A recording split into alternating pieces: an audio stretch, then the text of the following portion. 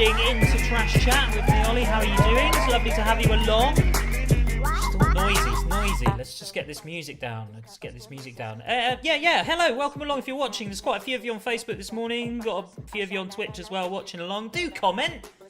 Say hello to each other. Welcome each other along. You can be watching. If it's the first time you've joined us, this is InterTrash CHAT. This is an online show where we chat to interesting people. And today I've got somebody who's very interesting, and you've never heard of him. You've definitely never heard of him because, well, I hadn't heard of him until I started working with him. Anyway, I'm going to introduce you to him using a video clip. Here is today's guest in the Himalaya. Have a little watch.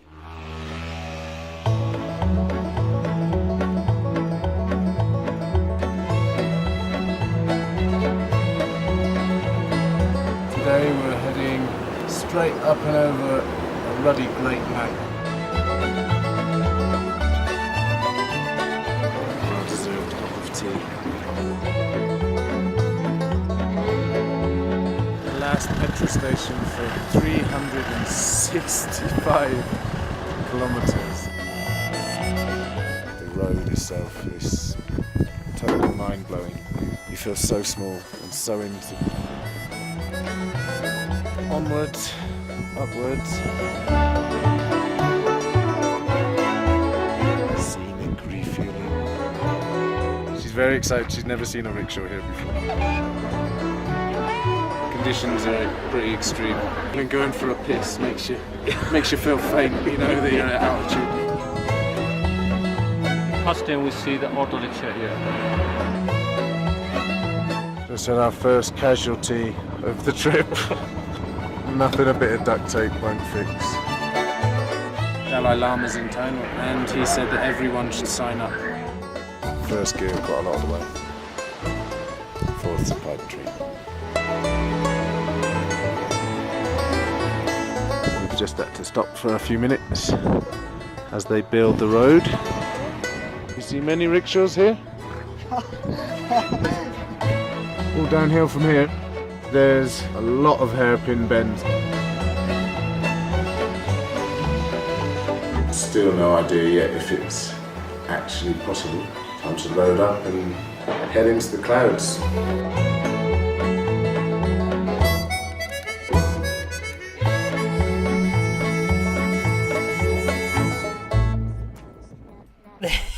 There he is. He's bearded, he's bald, and he's been to the Himalaya. It's Matt Dickens. Here he is. Hello. How are you doing? Hi. I'm good, thanks. How are you doing, Ollie? I'm very well, thanks, man. I'm very well. We've got Hamish who said hello from Rickshaw Run, New Zealand. Ah, Steve Shepherd says hello from up north. Because we started with it, tell me a bit about that Himalaya trip, because it looked pretty gnarly, but you kind of made it out to be kind of a bit tame in that video. it's just my cool demeanour. You know that. Quite. But come on.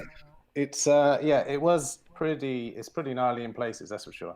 That was actually the recce trip for the Rickshaw Run Himalaya, which is one of the events, the adventurist company that I've been working for the past forever, runs. And myself and my friend Tony, who's in the video, the one having a wee, popped up there to take a rickshaw to see if it was possible, to see if it was something we'd be able to run. Thing was, the rickshaw that we took was so crap, we couldn't even get it up to the guest house on the first day. But did you complete the trip? Did you actually manage to do it? We did. Yeah. Easy. Oh, that's all right. And the event ran, didn't it? The event ran a few times. Yeah, we've had at least, I would say, at least 5 editions or so. I went again to do the first proper trip, the Pioneers edition, with some of Hamish's friends actually, and Lisa Guy, she's in, Lisa and Alan, yeah, they were all on that same trip. They're very dedicated. So these bunch. Are all. So a lot of the people watching were the pioneers in that trip. With the Himalaya. Right, I've only ever really awesome bunch of people. I've only ever done a rickshaw trip in Wales. Right. Right. It's almost the same. It's Hilly. it's not. It was apparently in Europe's hardest off-road course, right? So apparently it was pretty hard. I don't know. But what was the toughest part of it? Was it the altitude? I mean, was it? I don't know. What was it? I did The pissing at altitude. the pissing was fine. That was the easy bit. I did struggle with altitude on the first trip. The problem was as well. Tony had already climbed up. Basically, if you start feeling the effects of altitude sickness, the first thing you need to do is just need to get down a bit as soon as possible. But we'd already climbed up. Our gears had completely disappeared. We just had second gear left, so we couldn't actually go out of gear. We had to just keep going in second. So we couldn't stop. It was nighttime as well, and we'd already gone up and over the mountain and down into a dip. And then the next day was going to be straight up and over the other side of the mountain. So we couldn't go down any further. So I just had a splitting headache, felt pretty nauseous, and I didn't have any option to go down. So I just went to sleep. How high were you? What was the altitude you were at? Then we were at about 4,600 meters, I think. Yeah, that's pretty high. I think the highest I've ever been is like 3,500 meters, and drinking a coffee was exhausting. And I got up there using a chairlift. So, but you're short, so short people generally. Short people generally don't get affected as much. Shut up. No, seriously, they don't get affected. I feel like that's some faux science. I feel like that should be in a Reddit forum somewhere where somebody's arguing that that's. It's Google told me it's true. Ben Bland, hi from Belfast, remembering plenty of stupidity across India and Nepal with your beardy guest. Hey, look, if you guys are watching and you were on this trip, please share some of your stories. None of the stories with Ben, please. Share some of your stories because I'd like to hear them, and also with Matt.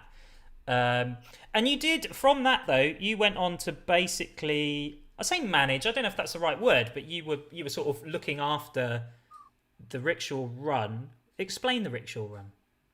The Rickshaw Run is the original one, which is the Indian edition, is a trip across India from pretty much the deep south to the high north. We've changed the route around quite a lot over the years. Within 2 weeks, in a rickshaw, a little motorized 150cc 2-stroke 3-wheeled wonder machine, which are designed for short trips around cities to go and buy your groceries. And they're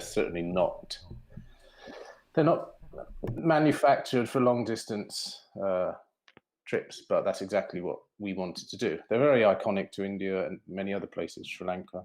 They have them in many places in Africa also. And yeah, the whole idea was to try and find the most ridiculous machine and take it as far as we could and push it. That was the first Rickshaw Run was 2006. That's where my journey with the adventurous started, and it was from Cochin in Kerala up to Darjeeling, which was around 3,500. We ended up driving about 3,500 miles in 2 weeks. Which is a long way. Like with those kinds of trips, because and I think the way that they're set up and they're presented is like, look, they are these genuinely dangerous things to do, but you watch the videos and you're like, it just looks like a bit of a DOS, bit fun. Are they dangerous, or are they just a bit like, I don't know, fucking a chore because you're doing 3,500 kilometers in something that's just completely uncomfortable and hideous and not built for it?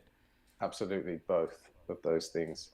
Where's the danger, though? Come on, where's the danger, really? Like beyond just riding a motorbike in the UK, what is dangerous about riding a rickshaw in India? Well, the roads. It's the roads themselves and the other drivers and the road conditions. I've heard people say that you're like a split second from death for 2 weeks, which is kind of true in many ways. In a way, because there's so many unknowns, and the road condition itself, like the actual surface, can be bad. You can easily break down and things. Although to be fair, breaking down the rickshaw is not too much of a stress. But I mean, we've had a couple catch on fire and things like that, but that's not really. It's just one of those things. But generally, the road conditions are bad. And any time you could have a goat, a pig, a cow, a truck, a bus, a cyclist run out in front of you, or come careering towards you, or push you off the road. You get a lot of attention on the rickshaw run as well from the local people, because white people or foreign people generally driving along in a rickshaw, brightly painted rickshaw, is it's interesting for them. So they'll drive alongside you, taking photos of you and stuff like that, and they're not really looking where they're going. And trucks are coming towards you, and people. I mean, if you had serious incidents, then I mean, Jamie's just said Cochin to Shillong, 2009, most dangerous undertaking of my life, hands down, but also the most fun. But like, is there? I mean, I've definitely seen videos of people sort of flipping them, but when they do, they're kind of going quite slowly, and then they pop out the side and they go. So like, but is there? Yeah, sometimes. They're very easy to flip. You only need to be going 50 mile an hour or something. If you turn it too quickly, turn the handlebar. That's how you drive rickshaw, like this, for all those people who can't see. They will fall over, and if you're going slowly, it's not normally a problem. But if you're going a bit quickly, it can be much more of a problem. Especially if you put limbs outside. We actually just released a limited edition set of flip flops. I don't know if you saw this on the rickshaw, on the. I have seen this, yes. With a few extra toes printed on the rickshaw in commemoration of a guy who basically his foot was hanging out of the side of the rickshaw as they went past a concrete post at 40 mile an hour. So it's like the ultimate toe punt, and he did actually lose a couple of toes, sadly. I've definitely seen a picture of this. I don't have it, sadly, but his toes are completely mashed. And I think I didn't know this, but I said, what things do you want to talk to me about? And you said, oh yeah, that time I almost lost my foot. Just please go into detail. That wasn't me. That was, it wasn't me that toe punted the concrete post. No, that was the time when I was on the Andaman Islands, which are some islands in between India and Myanmar, and I had fallen off a motorbike on the sand and grazed off all the skin off the top of my foot, and I was thinking, because salt water, that must be really good for the graze. So I kept going in the sea and sort of keeping it clean, but going in the sea and washing it and stuff. But there's a lot of coral, or there was. This was pre-tsunami. There in the sea, and that creates a lot of bacteria. Basically, I was just putting more and more bacteria into my foot, and my foot was just swelling up like a balloon. And then I eventually, when I couldn't walk on it, I was like, okay, I should probably go to the doctor. And I went to the doctor, and they just literally, they took one look at it and just opened a jar and said, take 3 of these now, and gave me something. I was like, okay. And then they gave me some other antibiotics, and they said, cut the top off this and put the antibiotics straight on the wound 5 times a day. What? Don't go in the sea, blah, blah, blah. And they said, I was like extremely close to catching a tropical ulcer, which once that happens, yeah, it can be quite nasty quite quickly. So if you do have cuts and stuff, don't use coral infested salt water to try and clean it. It doesn't sound advisable. And I'd imagine though, like doing what you do, you've probably got yourself into a number of different scrapes, haven't you? I would just, I mean, these things, like you say, I mean, they're inherently dangerous what you do. I mean, what other close calls? Have you had close calls? Many, like loads, yeah. Our glorious boss, Tom, who some of you watching have probably had the unfortunate to meet. He was also on the first rickshaw run, and I was driving fairly erratically, should we say, and I missed an oncoming bus by about 2 inches, I would say. And the bus drivers in India are the worst, to be fair. As a rickshaw runner said once, there's a special place in hell reserved for Indian bus drivers, and I think that can resonate with anyone who's done the rickshaw run to any degree. But I missed this bus by about 2 inches, and Tom's quite a cool and collected guy, but then apparently he went, "Oh, Matt," and Jenny said that's the most she's ever seen him react to anything. But I had a mouthful of coffee then. I was going to spit it out. I believe it. I dread to think how many near misses I've had. Actually, I'm touching all the wood now. But yeah, no serious injuries or anything. Lots of I think I've worked with you. I think it's fair to say you don't have an overly cavalier attitude towards safety, even though it might appear so on the surface. Take certain things seriously, which is unusual for. You have to a little bit, but there have been times in the past, yeah. But it's also the other thing I love about it is that you do all these silly things. I suppose we can call them silly things, but it's for a good cause. They're very silly, yeah. And but you do it a lot of the money goes towards Cool Earth, which is a great charity. And you went to Amazon, not Amazon, the fucking warehouse. Amazon warehouse. Yeah. Brilliant. Went for a 2 week trip to the Amazon warehouse. Yeah, I went for 2 weeks in the Amazon warehouse, and I got underpaid for 3 weeks. Yeah. It was great. Yeah. How was the trip, and why did you go there? Basically, all of our adventures are aimed not only so people can have fun and do something different and enjoy a country in a completely different light, but also to raise money for charity. The teams raise money and they donate directly to charity, and we've helped scores of different charities over the years and raised money in lots of different directions. But for the past 4 years, maybe 3-4 years, we've been supporting a charity called Cool Earth across all the adventures, which look after some of the most endangered rainforests on the planet. They work with the local people to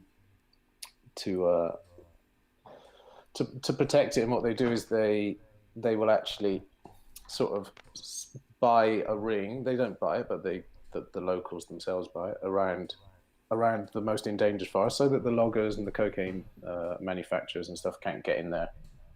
So they're literally fighting loggers and drug cartels and stuff. Which is a great cause, but I'm gonna raise this because I think it's a criticism that's been raised a few times. If you've got, I mean, it's not always the case, but you've got some relatively middle class white people traveling around the world, getting on planes, traveling to far distant locations, using local transport to arse about and potentially get themselves into difficulty, at the same time contributing to climate change. And then it's all going to this charity. Is that just the token? Oh well, that just makes me feel good, or is it actually genuinely a good thing? It's just it's a very good thing. And we ran the maths, and if, for example, we had 4 burly guys flying the model which we did was 4 burly guys flying from New Zealand to London to then drive the Mongol rally from London to Siberia and then back, and then fly all the way back to New Zealand. If they raised the £500 and donated it to Cool Earth, we suggest that everyone raises £1,000 each team, but the first 500 which goes to Cool Earth. What Cool Earth can do with that money offsets that carbon by around 300 times or something. It's ridiculous. Okay. Yeah, it really, they can really do an awful lot with very little because of their methods. So, just seems mad. Like, why isn't there just like a sort of a built-in tax on the airline industry in this way? Maybe there is. I don't know. Lisa is saying, "Wish we were in Leh. How do you say that? Leh today. We should be acclimatizing for our 6th run, choosing between a plague of locusts or fighting on the LOC for the en route, but Corona, obviously. locusts a problem in Ley? No, not at all. So what's she talking about? I have no idea. Full of shit. Full of shit, Lisa. Full of shit. Absolutely. Lisa, as she says, I think she's done more rickshaw runs than anybody else, as far as I know. Along with Oh, really? along with Special Ed, her husband. Okay, well, I take it back then. I take it back. They're, I can swear, right? I mean, I've been swearing the whole time. Yes, go for it. Okay, I haven't been paying attention. Don't listen to you. They're fucking brilliant, the pair of them. Lovely people. So, hello, Lisa. Hello, Ed. But yeah, they're rickshaw fanatics, and rightly so. But Peru, anyway, we got totally sidetracked. So yeah, I went to see the Cool Earth projects, and I went with the Cool Earth team into the depths of the Amazon to actually stay with the indigenous communities there and see firsthand what they're doing and meet them and chat to them and do all sorts of, rainforesty things. Were they like, who are you? Who is this man? Why is he here? Yeah, basically. But we've raised over the years we've raised about £8 million for charity. And we've raised we may have even raised 2 million for Cool Earth now. Don't quote me on that, but we've definitely raised over 1.5 million for Cool Earth. So so that amount of money has really, it can really make a huge impact in those places. But that's the consequence of them not being there, Cool Earth not being in these places then. So do the people that grow the cocaine or the whatever plant it is and the loggers then, what do they do?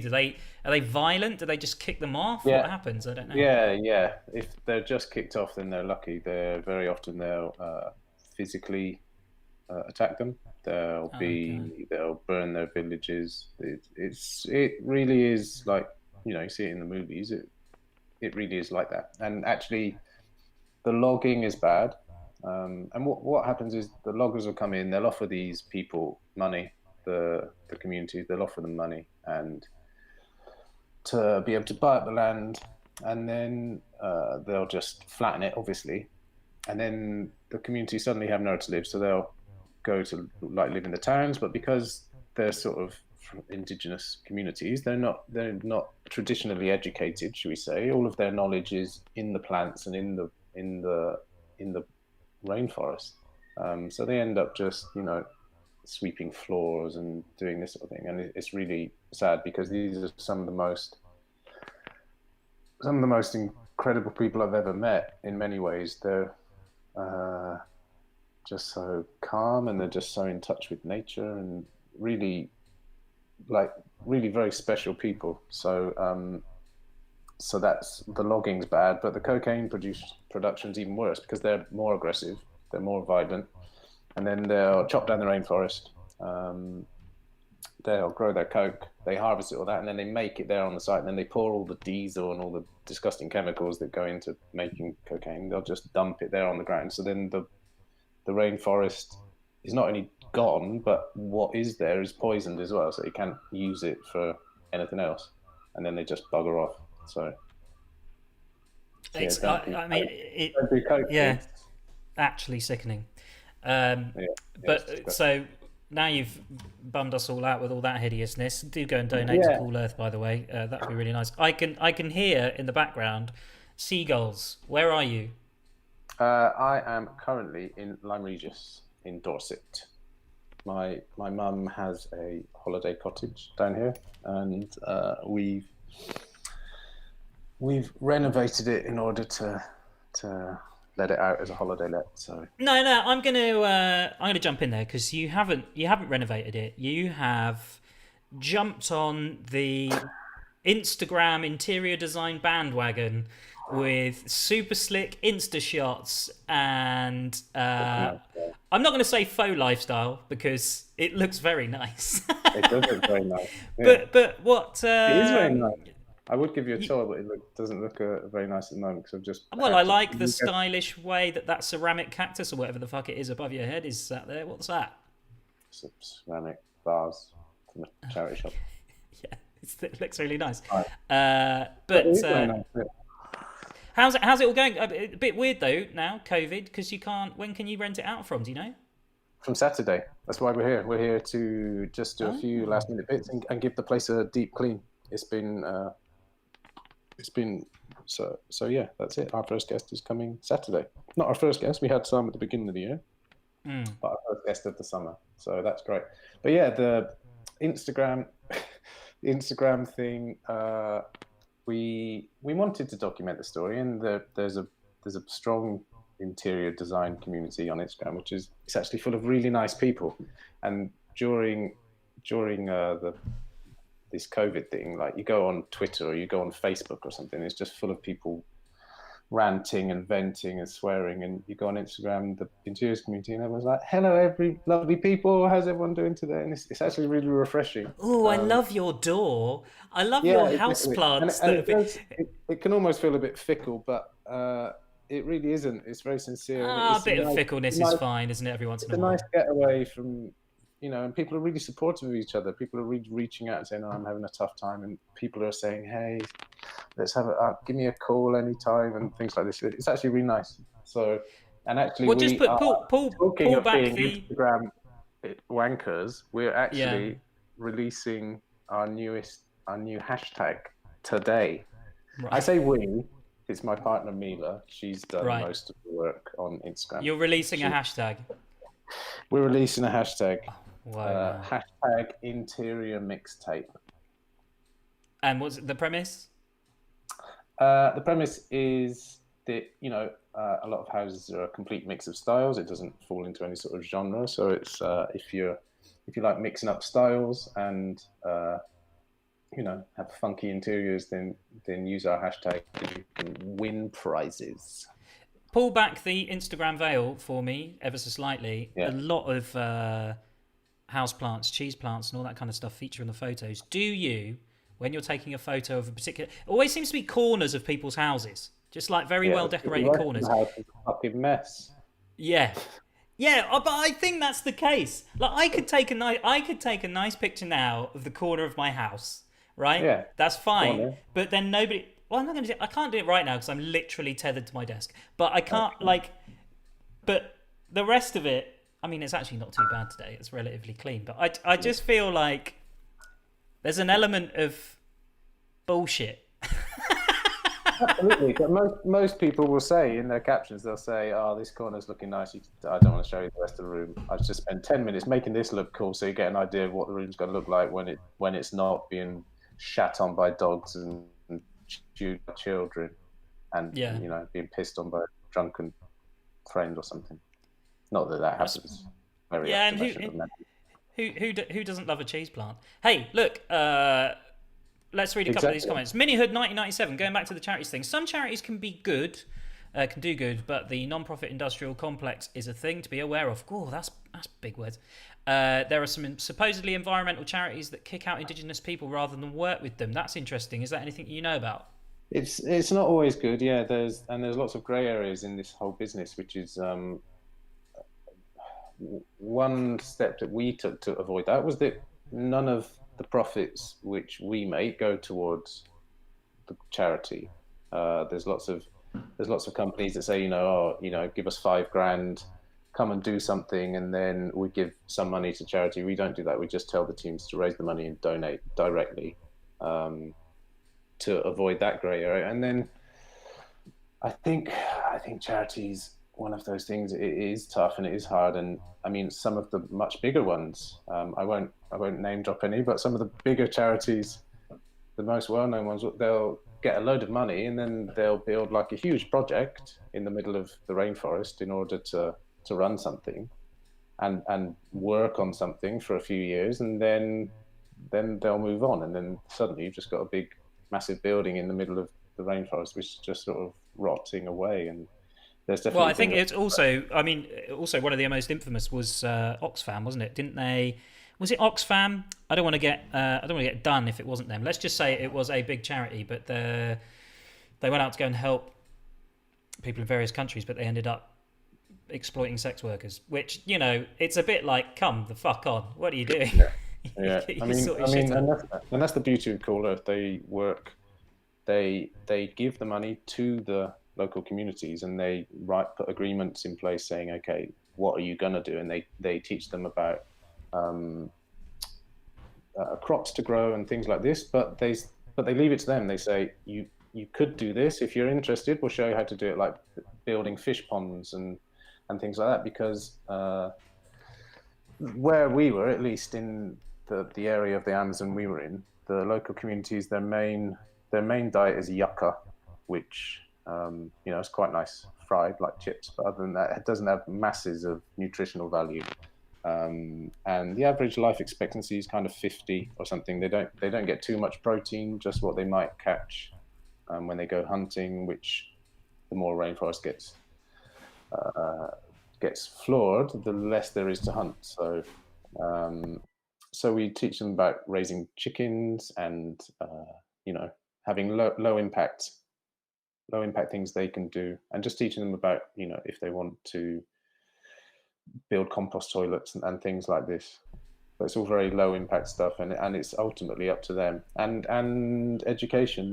There's a big education program to help them build schools and whatnot, because ultimately, and there is a sort of thing like, oh yeah, but aren't you just sort of bringing white influence or foreign influence in? And I think you can't escape that. And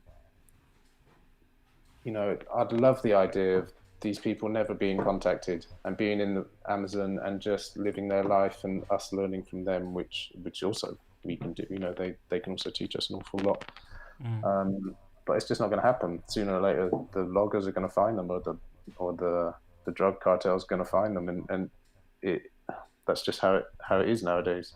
So Cool Earth go very carefully, and then they have a 5-year rule. After 5 years, they leave them to it.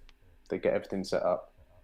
And the community we were visiting, actually, it was the last year, and Cool Earth were actually planning to completely move out. They still sort of check in and stuff. They don't just go, right, yeah, you're on your fucking own.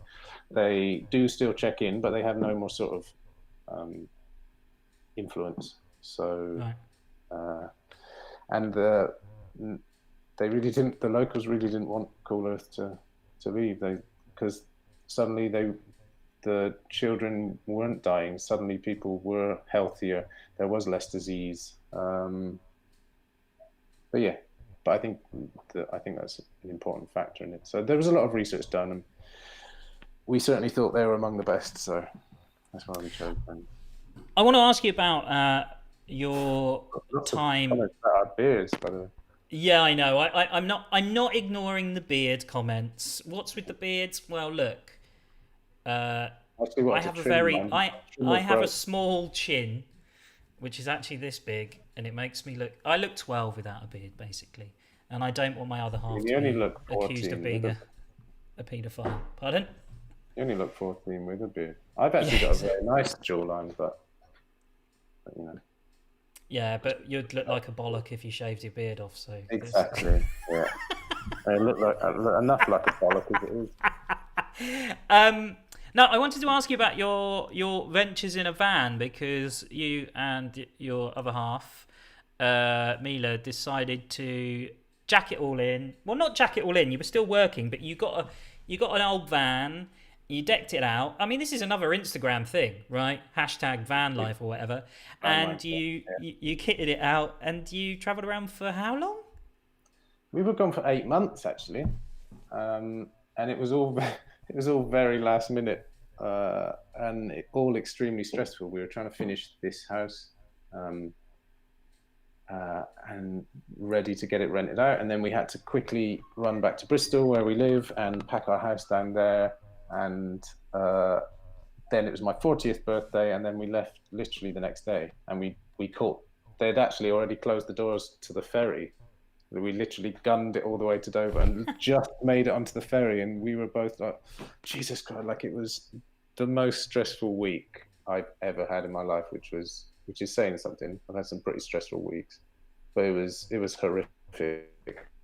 And then we just hootered around in a van for 8 months around Europe, which was pretty good timing, really, because we couldn't bloody do it now.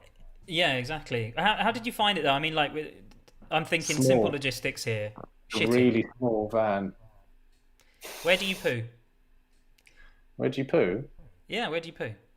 Well, depending where you are, obviously. If you're in the woods, go into the woods and dig a little hole. I'm a washer, not a wiper, so there's no like. But it's 8 months, right? And it's like it's all very well shitting in the woods, but at certain points the weather wouldn't have been very nice, pouring rain. I know I you don't go know. to you go to restaurants. We have the occasional night in a hotel and stuff. You motorway Oh, here service. it is. Here we get down to the real nitty gritty now. The real truth. The dirt behind it is he goes in a hotel, 5-star, like Bear Grylls. Exactly. Yeah. No, But you can't have done that much, surely.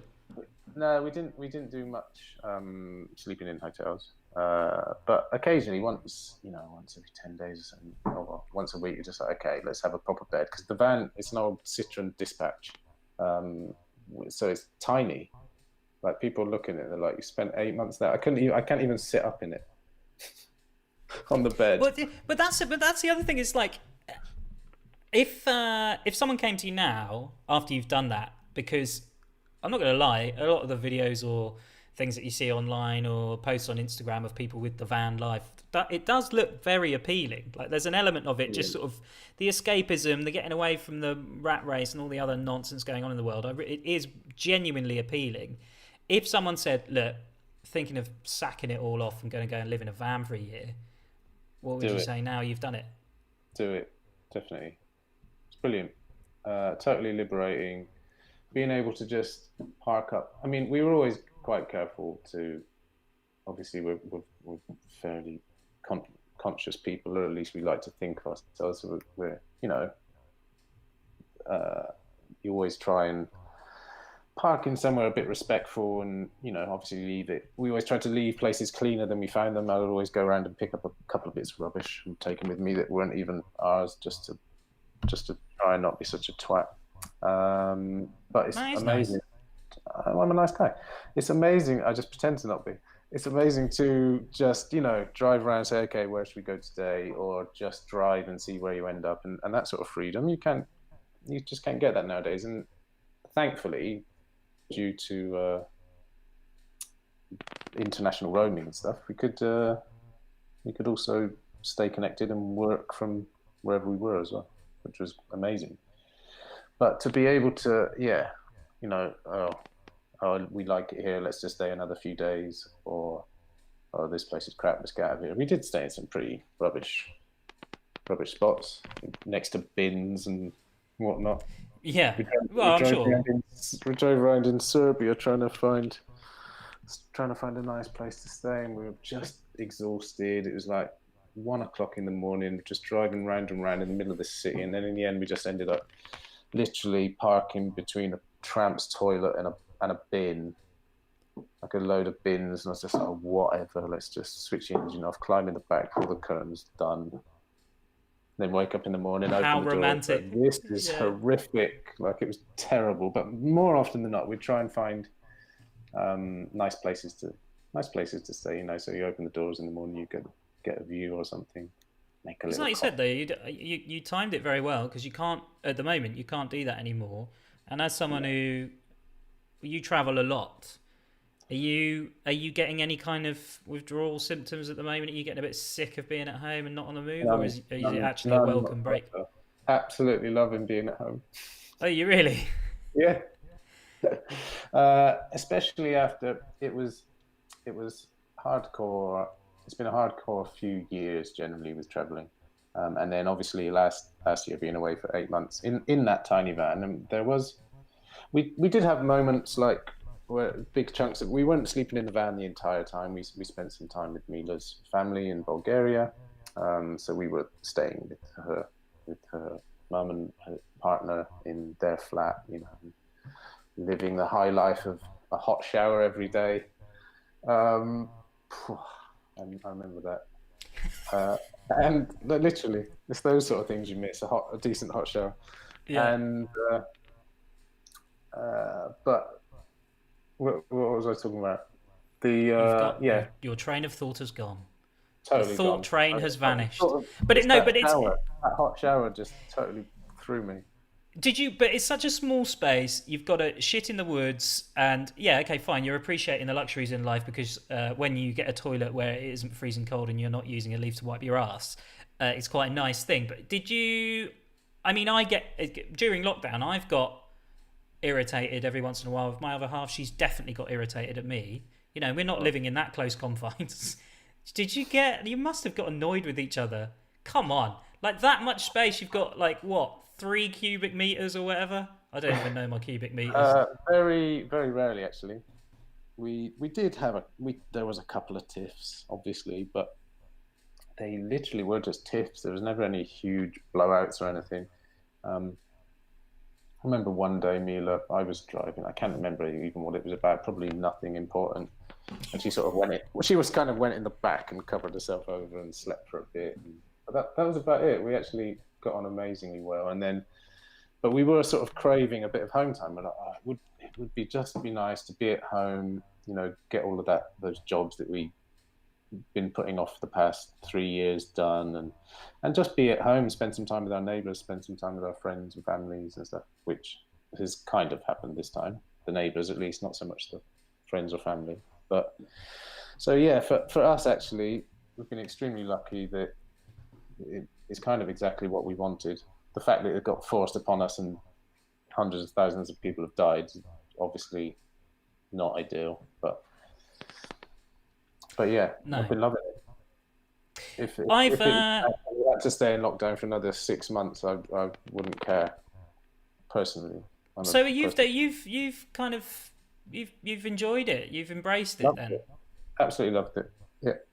What's been is it just the being at home, or focusing on other things, not having to work, or because you're not working at the moment, are you? Not working, no. But it's a full-on job working for the Adventurists. It's not a 9 to 5. It's because we put on so many events all around the world, all at different times, and there's WhatsApp groups and this and that, and you know, I'm part of, I don't know how many work WhatsApp groups, probably 50 or 60, and even the events that have already happened, there's people keeping in touch with one another, and I get like, if I switch my phone off for 2 days, I switch it back on, I've got 700 messages anytime, and yet when there's an event on, it's like even more, it's just crazy. So you've got that sort of going on, and then like I say, it's not a normal 9 to 5 job by any stretch of the imagination, so there's always something happening, and you don't get much time to yourself. You don't get much time to for your own life admin and to look after yourself. So for me, it's been brilliant. I've only got Matt now until 1 o'clock, and so if you've got a question for him, do ask. Kevin Doyle has said, how stressful was Indonesia? What's he talking about? I had a lovely time in Indonesia. Don't know what he's talking about. Fuck you, Kevin. No, I know exactly what he's talking about. He's talking about an old event, which we no longer run. How can I put this very correctly? We no longer run. There was some mismanagement at times by certain people, and it kind of failed miserably. We've had a few. I feel like you should elaborate on that. What? No, that's the end of the story. And it's a bit of a shit story of that. I got sent there to there was a massive cock up basically, and I got sent there to try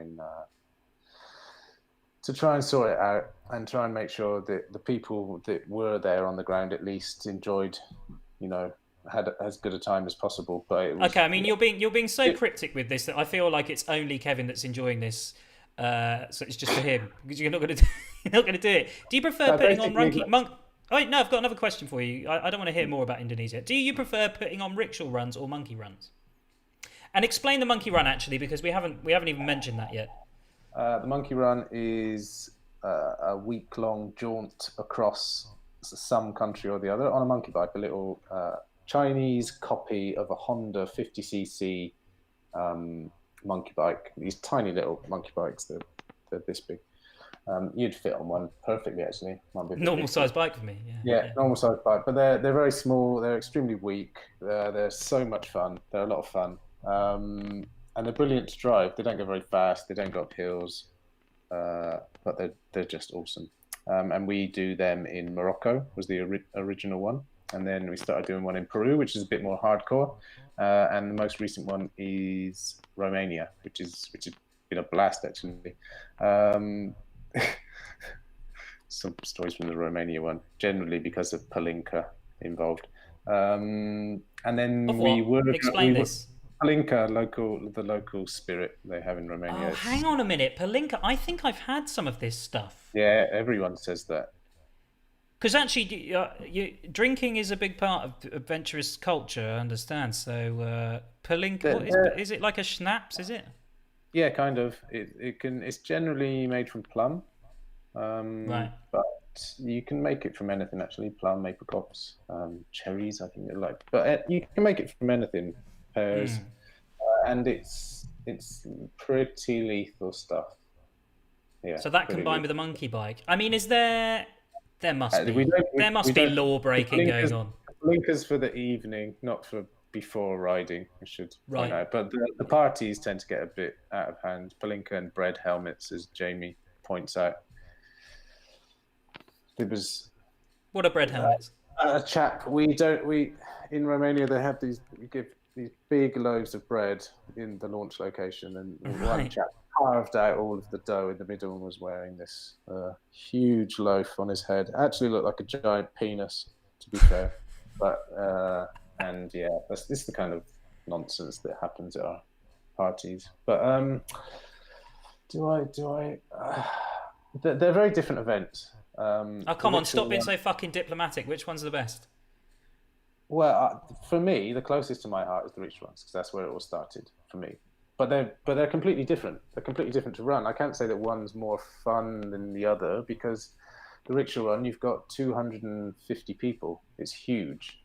So you have a massive party, whereas the monkey runs are 50 people. So it's a much more, much closer group, and everyone gets to know each other much more. Whereas the Rickshaw Run, people tend to keep in teams. But because it's a bigger event, we go to palaces in the middle of the desert and have huge parties and stuff, which get really out of hand. So, I mean, well, yeah, the party's pretty infamous as well. While we're on food and drink, I had the pleasure of making a video with you where we visited a man who eats roadkill. And you got the honour of eating a hedgehog. Yeah. You ate a hedgehog's bollock, actually, because he specifically said, yes, try the testicle. It's very, very nice. Yeah. He was right as well. He was but nice. You're not squeamish about any of that kind of stuff, are you? You've eaten loads of weird stuff. I have eaten loads of weird stuff, yeah. Come on. Grubs in the Amazon. In the Amazon, they eat these big grubs, and they're like, the big white ones. And it's like as big as, I've got relatively big hands. It's like as big as my thumb. These sort of pulsating things. We trekked for a couple of hours and we hacked into this palm, and these things live right in the heart of the palm.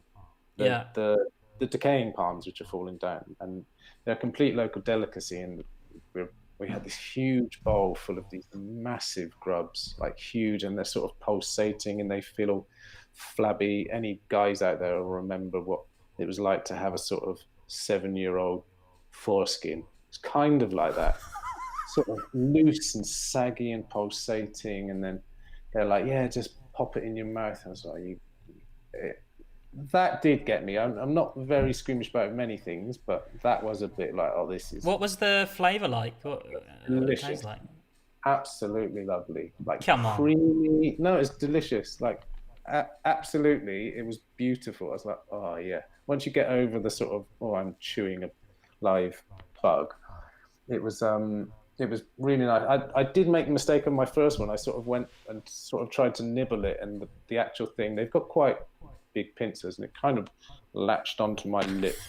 And I was like, oh no, I'd already bitten the thing in half, and the other half. That is revolting. My lip. Yeah, I did it completely wrong. That's actually disgusting. But actually, once you get into them, they're like filled with this creamy palm heart, and the palm heart's really, I can't remember what they call it, chocho or something. It's absolutely delicious.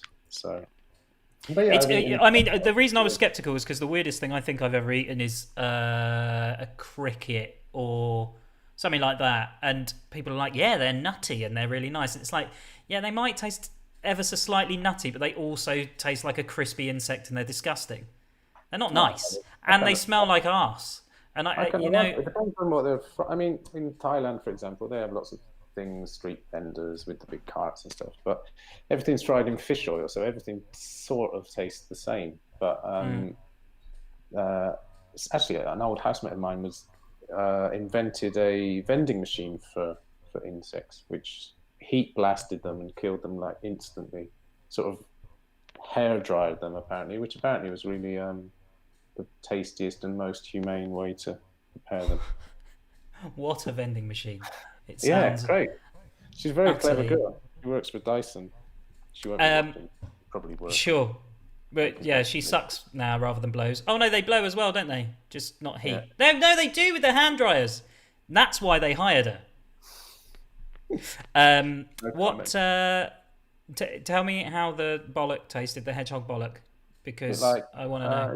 it was a little bit like squishy liver, Yeah. I would say. Quite meaty. It was nice. I mean, I like liver, and I like bollocks.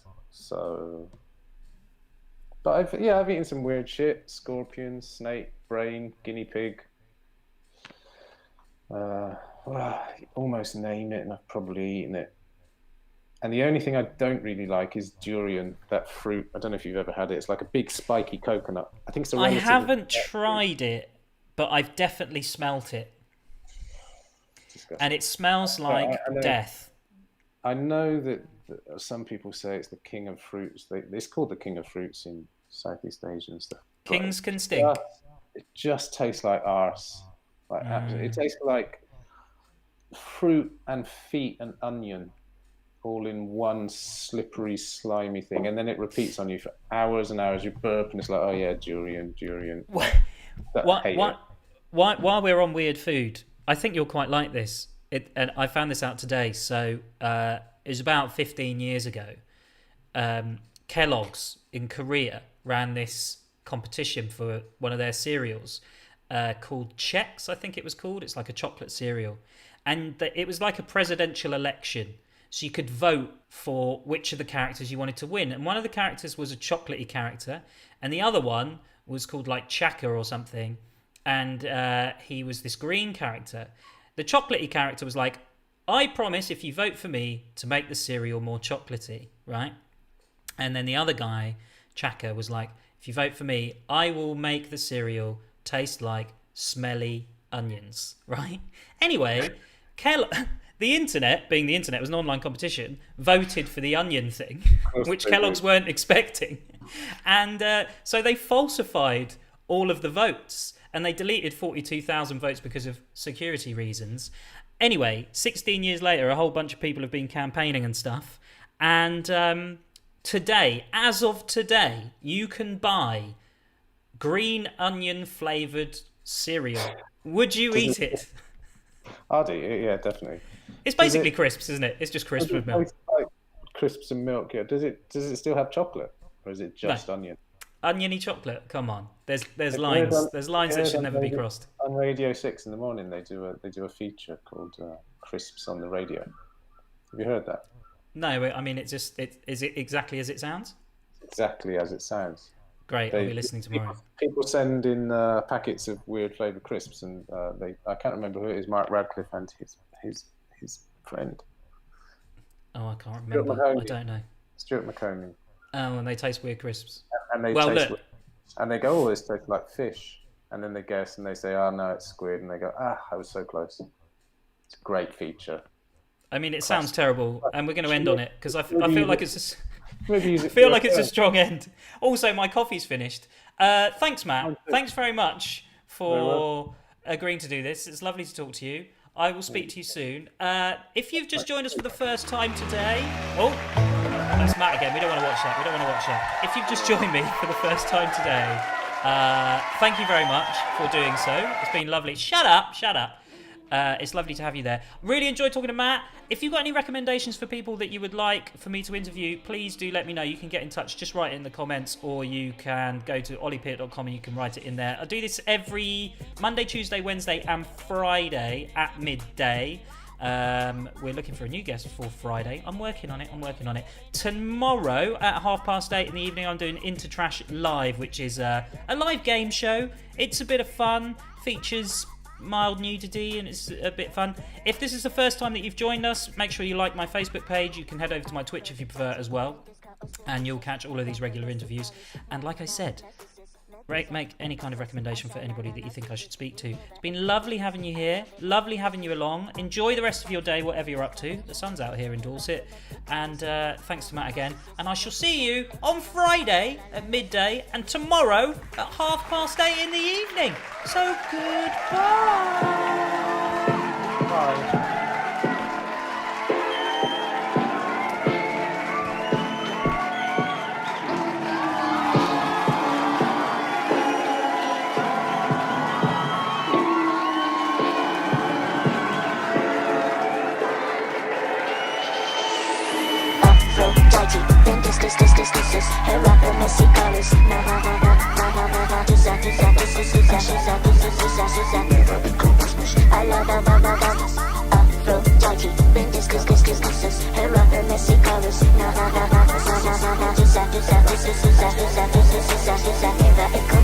I love it when you couscous. Love it when you couscous. Love it when you couscous. Couscous.